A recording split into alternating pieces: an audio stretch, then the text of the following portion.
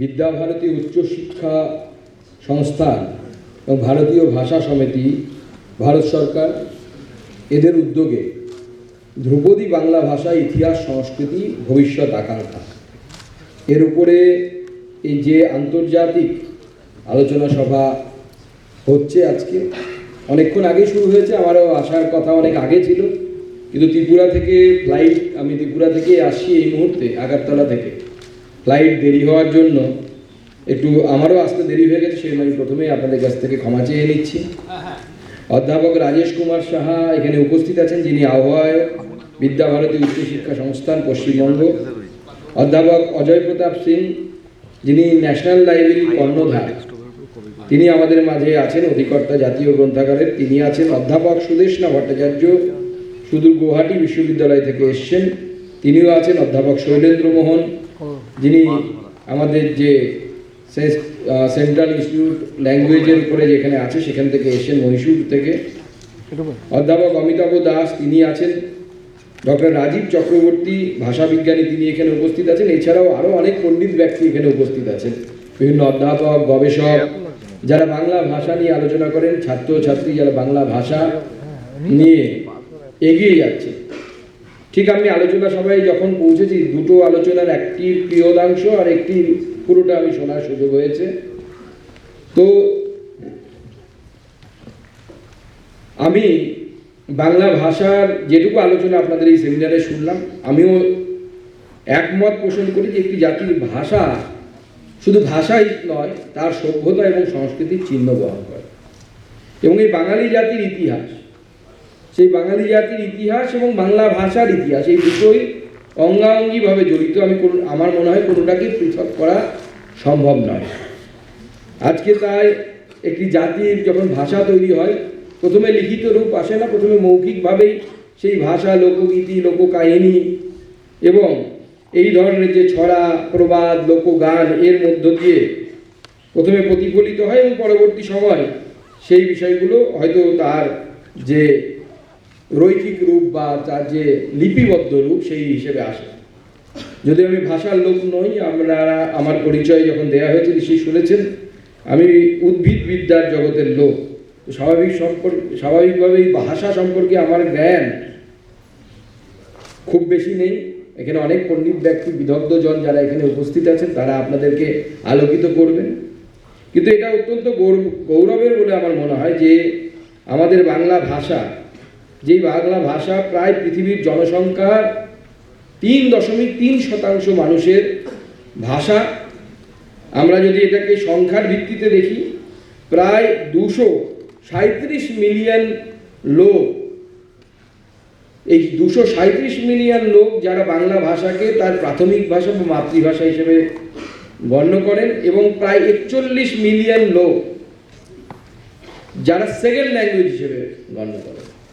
তো আজকে এই বাংলা ভাষার এই আলোচনা চক্রে আমরা এখানে উপস্থিত হয়েছি, আলোচনা সবাই এখানে উপস্থিত হয়েছি। এবং বাংলা ভাষা বহুদিন ধরে দাবিদার ছিল যে বাংলা ভাষা একটি ধ্রুপদী ভাষা হোক, এবং গত 3 অক্টোবর 2024 সাল বাংলা ভাষাকে আমরা ধ্রুপদী ভাষার মর্যাদা পেতে দেখেছি। আমরা সত্যই খুব আনন্দিত হয়েছি। বাংলা ভাষা নিয়ে যারা আলোচনা করেন, যারা সংস্কৃতি নিয়ে আলোচনা করেন, বাংলা ভাষার ইতিহাস নিয়ে বা অন্যান্য ভাষার ইতিহাস নিয়েও যারা আলোচনা করেন, আমরা কবির কাছে শুনেছি মাতৃভাষা মাতৃদুগ্ধ সম। এবং আমাদেরও তাই মনে হয়, আমি as a part of the government আমি বলতে চাই, সরকার, ভারত সরকারের অংশ হিসেবে বলতে চাই যে আমরাও মনে করি যে মাতৃভাষাবিহীন শিক্ষা ব্যবস্থা উন্নয়ন করতে পারে না। এবং ভারতবর্ষ মৌলিক বিজ্ঞানে আমরা এখনো পর্যন্ত সেই ধরনের খুব বড় অবদান রাখতে পারিনি। তার অন্যতম কারণ হিসেবে, বিজ্ঞানের ছাত্র হিসেবে আমার মনে হয় তার অন্যতম কারণ হচ্ছে আমরা মাতৃভাষায় বিজ্ঞান পড়ি না। আমরা যে যা ভাষায় পড়ি না কেন, যদি আমরা ইংরেজিতে পড়ি, যেমন আমি বোটানিতে যখন অনার্স করেছি, যখন উদ্ভিদবিদ্যায় অনার্স করেছি, আমাকে ইংরেজিতে পড়তে হয়েছে। কিন্তু যখন আমি পরীক্ষা দিতে যাচ্ছি বা যখন আমি কোনো গবেষণাধর্মী কাজ করছি, আমাকে চিন্তা করতে হচ্ছে আমার মাতৃভাষাতে, বাংলাতে চিন্তা করতে হচ্ছে। অনুরূপে যিনি মারাঠি, তিনি মারাঠি ভাষায় চিন্তা করেন। কেউ যদি গোর্খা ভাষাভাষী হয়, তাহলে সে গোর্খা ভাষাতে চিন্তা করে। এবং এই মাতৃভাষা যে চিন্তার স্তরকে যে জায়গায় নিয়ে যেতে পারে, মাতৃভাষার মাধ্যমে যে চিন্তা বা গবেষণা, যে কোনো গবেষণা যে জায়গায় যেতে পারে, অন্যান্য ভাষার মাধ্যমে সেটা সম্ভব হয় না। সেই জন্য শিক্ষাকে আমরা, রবীন্দ্রনাথের কথায় বলতে গেলে, শিক্ষাকে আমরা বহন করিয়া চলিলাম, বাহন করিতে পারিলাম না। তো এতদিনেও আমরা শিক্ষাকে সেইভাবে বাহন করতে পারিনি বলে আমার মনে হয়। এবং ভারত সরকার সেই জন্য যে নতুন শিক্ষানীতি, অর্থাৎ যাকে জাতীয় শিক্ষানীতি 2020 অর্থাৎ 2020, সেই শিক্ষানীতিতে বলছে যে ভাষার কম্বিনেশন থাকবে, অবশ্যই লোকাল ল্যাঙ্গুয়েজ বা মাতৃভাষা, তার সাথে ইংরেজি এবং অপর একটি ভারতীয় ভাষা নিজের পছন্দ হচ্ছে। নতুন শিক্ষানীতিতে এর প্রাবধান করা হয়েছে। এবং কোনো ছাত্রছাত্রী যদি মনে করে যে সে উচ্চশিক্ষা সেই ইংরেজিতে নেবে না, উচ্চশিক্ষায় সে ইঞ্জিনিয়ারিং করতে চায়, মেডিকেল করতে চায়, তাহলে সে তার মাতৃভাষাতে 22টি ভাষা আমাদের সংবিধান যে স্বীকৃত যে শিডিউল আছে, সেই 22টি ভাষাতেই তার জন্য পুস্তক তৈরির কাজ হচ্ছে, বই তৈরির কাজ হচ্ছে। অর্থাৎ বিজ্ঞানও বাংলা ভাষায় যেন পড়া যায় তার ব্যবস্থা হচ্ছে। সেই জন্য বিজ্ঞানীদের, বড় বড় বিজ্ঞানী এবং ভাষাবিদ দুজনকে, ভাষার লোকেদেরকে লাগানো হচ্ছে টিম তৈরি করে, যারা এই কাজে তারা তাদের কাজ চালিয়ে যাচ্ছে। হিউজ টাস্ক, আপনারা বুঝতেই পারছেন, বিরাট কাজ, কিন্তু একদিনে সম্ভব নয়, কিন্তু শুরু তো হওয়া দরকার। কোথা থেকে না কোথাও তো শুরু হতে হয়। এবং আমার মনে হয় যে বাংলা ভাষা আমার মাতৃভাষা, স্বাভাবিকভাবে অন্য কারো মাতৃভাষা অন্য ভাষা। তো বাংলা ভাষার মধ্য দিয়ে আমাদের প্রাত্যহিক জীবনে, দৈনন্দিন জীবনেও আমাদের বাংলা ভাষাকে ব্যবহারিক করতে হবে। আমি বাংলা ভাষা, বাংলা মিডিয়াম, সরকারি স্কুলে পড়েছি। আমাদের জেনারেশন অবধি এটা খুব সাধারণ ছিল, সবাই হয়তো পড়তেন। কিন্তু পরবর্তী জেনারেশনগুলোতে আমরা দেখছি যে মাতৃভাষা বা বাংলা ভাষায় পড়াশুনো করার, বিশেষ করে প্রাথমিক শিক্ষার স্থান কিন্তু কমে যাচ্ছে। মানুষ আর বাংলা ভাষায় নিজের ছেলে মেয়েদেরকে পড়াতে চাইছে না। মানে আমি পার্সোনালি মনে করি এর কারণ আমি খুঁজে পাইনি এখনো পর্যন্ত। কারণ আমার 2 সন্তান, তার মধ্যে বড় সন্তান প্রাথমিক শিক্ষা বাংলা ভাষায় হয়েছে, দ্বিতীয়টি তো বাংলা ভাষায় প্রাথমিক শিক্ষা নিচ্ছে। আগামী দিনে বড়টি যেমন প্রাথমিক শিক্ষা ক্লাস 5 পর্যন্ত পড়ার পর সে ইংলিশ মিডিয়ামে গেছে। কিন্তু আমি নীতিগতভাবে মনে করি যে বাংলা ভাষায় প্রাথমিক শিক্ষা হলে, বা যে কারো মাতৃভাষায় যদি প্রাথমিক শিক্ষা হয়, তার অন্য ভাষাকে গ্রহণ করার এবং শেখার ক্ষমতা অনেক বেশি হয় যিনি অন্য ভাষায় বা অন্য কোনো ল্যাঙ্গুয়েজে সেটা পড়বে। আমরা এখন ইংরেজি মিডিয়ামে পড়াচ্ছি, খারাপ কিছু না, করতেই পারি, কোনো অসুবিধা নেই, আমাদের পরিবারের ছেলেমেয়েরাই পড়ছে। কিন্তু আমি আমার মাতৃভাষা জানি না, আমি বাংলা জানি না, বাংলা বানান করতে পারি না, বাংলা দুটো লাইন শুদ্ধ লিখতে পারি না, এর মধ্যে গৌরবের কিছু নেই, বরঞ্চ এটা অপমানের বিষয় যদি আমি আমার মাতৃভাষাতে লিখতে না পারি, মাতৃভাষা পড়তে না পারি এবং শুদ্ধ মাতৃভাষা বলতে না। তো সেই জন্য আমাদের নিজের আত্মগৌরবকে পুনরায় খুঁজে বের করতে হবে। আমার পূর্ববর্তী বক্তা বলছিলেন যে হ্যাঁ, অ্যারিয়ান থিওরি নিয়ে, আর্য ইনভেশন নিয়ে সত্যিই ডাউট আছে। আমি আস্তে আস্তে অদ্ভুতভাবে কোইন্সিডেন্টালি উনি বলছিলেন আর আমি আস্তে আস্তে ফেসবুক উল্টাচ্ছিলাম, তাতে একটা নিউজ কাটিং পেলাম যে সায়েন্টিস্ট সেজ, এরকম একটা হেডিং ছিল, the Aryan theory is false like this, এরকম একটা হেডিং ছিল ইংরেজি পেপারে।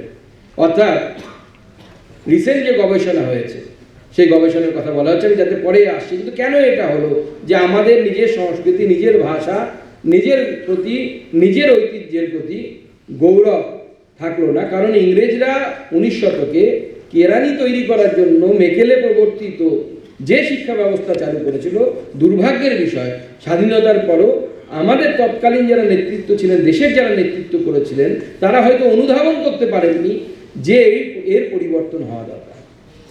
কারণ কোনো একটি জাতিকে যদি আপনাকে শাসন করতে হয়, আপনি মেরে পিটে বেশি দিন শাসন করতে পারবেন না।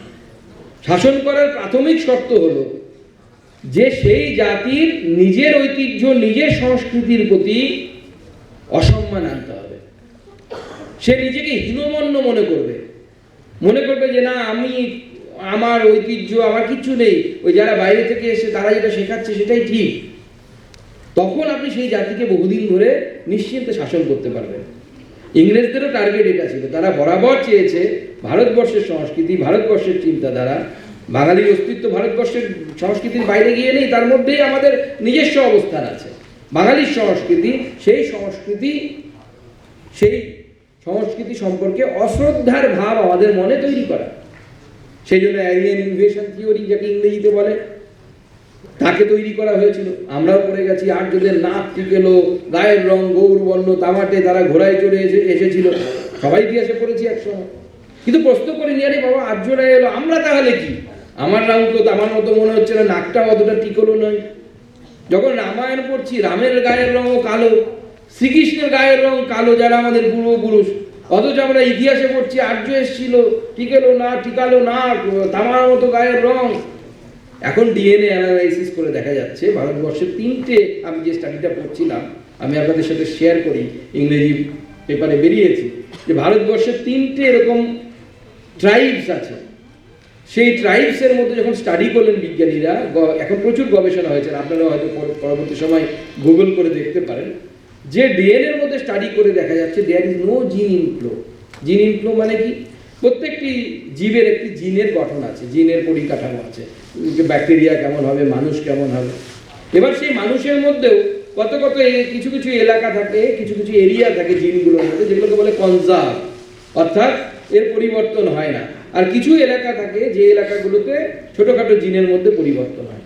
যখন কোনো বড় জনগোষ্ঠী কোনো একটি এলাকায় ঢুকে যায়, তো তারা তো শুধু ঢুকে সেখানে যুদ্ধ করবে তা না, যুদ্ধ করবে এবং মানুষ বা জীব, মানুষও তো জীব, আমরা সংস্কারিত জীব, সিভিলাইজড অ্যানিমাল, তো তাদের যে টেন্ডেন্সি ডিএনএ কপি রেখে যাওয়া, প্রকৃতিগতভাবে এটা মানুষ তথা সমস্ত জীবের এটা মানে বৈশিষ্ট্য। তো তারা সেই সময় লোকাল যারা মহিলা, তাদেরকে বিয়ে করবে বা তাদের গর্ভসঞ্চার করবে, নতুন প্রজন্ম তৈরি করবে। তো স্বাভাবিকভাবে যখনই কোনো জনগোষ্ঠী ভেতরে ঢোকে কোনো একটি দেশে, এরকম হিউজ যদি মাইগ্রেশন হয়, যে মাইগ্রেশনের কথা আমাদের ইতিহাসে পড়ানো হয়েছে, সেই মাইগ্রেশনের ফলে যদি ঢুকতো তাহলে পরে জিনে তার প্রমাণ পাওয়া যেত, জিন গঠন কাঠামোই তার প্রমাণ পাওয়া যেত। কিন্তু বিজ্ঞানীরা এখন ডিএনএ অ্যানালাইসিস করে দেখতে পাচ্ছেন যে এরিয়ান থিওরির মতো ওই ধরনের কিছু নেই। ঠিক যেরকম খুন মোগল পাঠান এক দেহে হলো লীন, সেরকম হয়তো ছোট কোনো জনগোষ্ঠী এসেছিল, তারা এই জাতি, এই মাটির সাথেই, এই ভূমির সাথেই মিশে গেছিল, আলাদা করে তারা নিজের কোনো সংস্কৃতি তৈরি করতে পারেনি। এবং তার অনেক ফিজিক্যাল প্রমাণও আছে। ইংরেজ ঐতিহাসিকরা তৎকালীন সময়ে যে ওই প্রমাণ আমাদের সামনে রেখে গেছিলেন, আমাদের সেইভাবে পড়ানো হয়নি, আমরাও সেই জন্য ভাবিনি। এখন আপনাদের যদি আমি মনে করাই, তাহলে আপনি বলবেন হ্যাঁ ঠিকই তো, আমরা ছোটবেলায় সবাই হরপ্পা মহেঞ্জোদারোর ইতিহাস পড়েছি, তাতে পশুপতিনাথের মূর্তি দেখেছি। পশুপতিনাথ কিভাবে বসেছিল একটু ভালো করে মনে করে দেখুন। ভালো করে যদি আমরা লক্ষ্য করি, পশুপতিনাথ পদ্মাসনে বসেছিলেন। তো পদ্মাসনে যে আসনে বসেছিলেন, 2 হাত এইভাবে আজানুলম্বিত বাহু নিয়ে, advance yoga posture, advance yoga posture. Pashupatinath বসে আছেন হরপ্পা মহেঞ্জোদারো কত বছর আগে? আর্কিওলজিস্টরা বলেন কম করে 5000 থেকে 6000 বছর আগে। এখন রাখি ঘড়ি সভ্যতা পাওয়া গেছে, তাতে বলছে আরো পেছনে 7000 হবে। এখন পৃথিবীর প্রাচীনতম প্রাপ্ত সভ্যতা ভারতীয় সভ্যতা। তাই তার পেছনে যদি আমরা যাই, অর্থাৎ 5000 বছর আগে একজন অ্যাডভান্স যৌগিক পোশ্চারে বসে আছে। আমি একজন বিদেশির লেকচার শুনছিলাম এর উপরে, তিনি বলছেন যে 5000 বছর আগে একজন অ্যাডভান্স যৌগিক পোশ্চারে বসে আছে, তাহলে যোগার বয়স কত? তারও 1000 বছর আগে হবে হয়তো। আর যোগা তো ইন্টিগ্রাল পার্ট অফ, আমরা শুনে এসেছি, আরিয়ান সভ্যতা, অর্থাৎ আর্য সভ্যতার বিশেষ ভাবে একটা অংশ হচ্ছে যোগা। কিন্তু আমরা দেখতে পাচ্ছি হরপ্পা মহেঞ্জোদারোতেও সেটা ছিল। তো আমি ইতিহাস থেকে একটু বেরিয়ে আসি, কারণ ইতিহাস, ভাষার ইতিহাস বুঝতে গেলে, ভাষাকে বুঝতে গেলে ইতিহাসকেও বুঝতে হবে।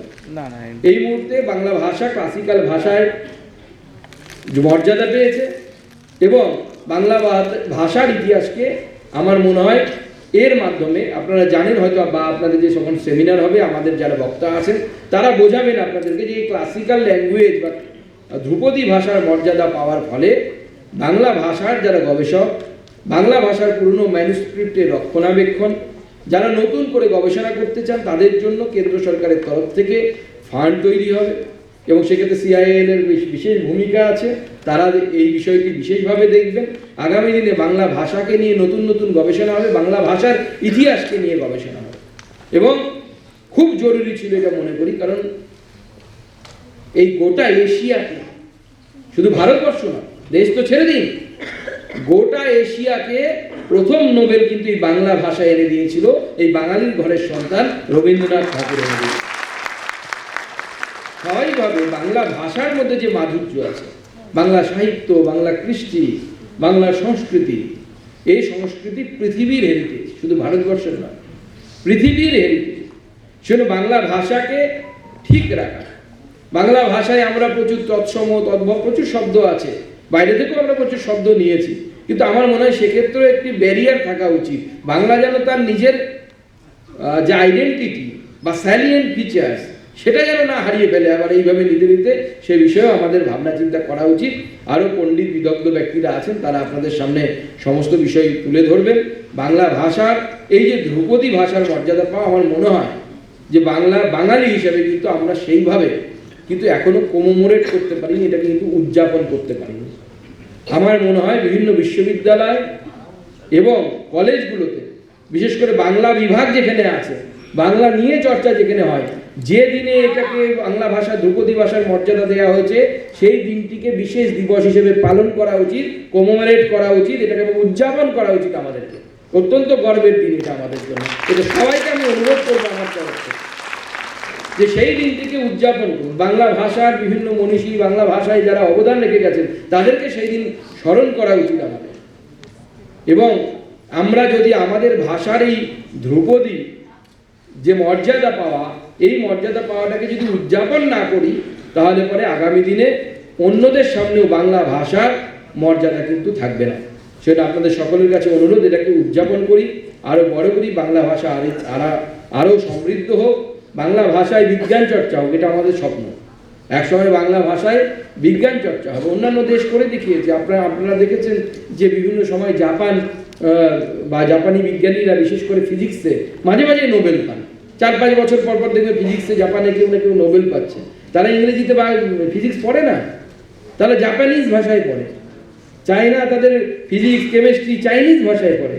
আপনি আপনার পরিবারের সদস্যকে যদি রাশিয়াতে মেডিকেল পড়াতে চান, তাকে আগে রাশিয়ান শিখতে হবে, তারপরে সে তাকে মেডিকেল পড়তে হবে।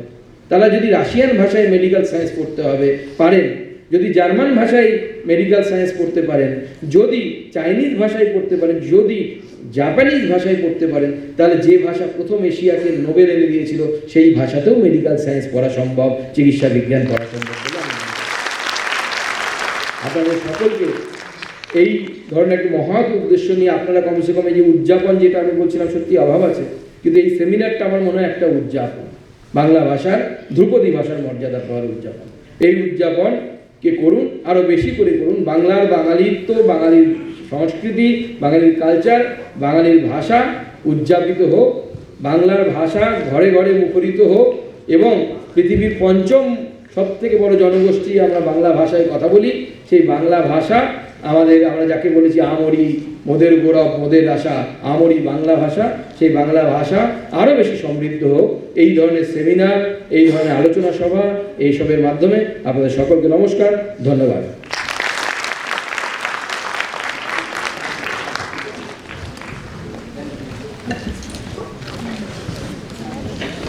আমরা ধন্যবাদ জানাই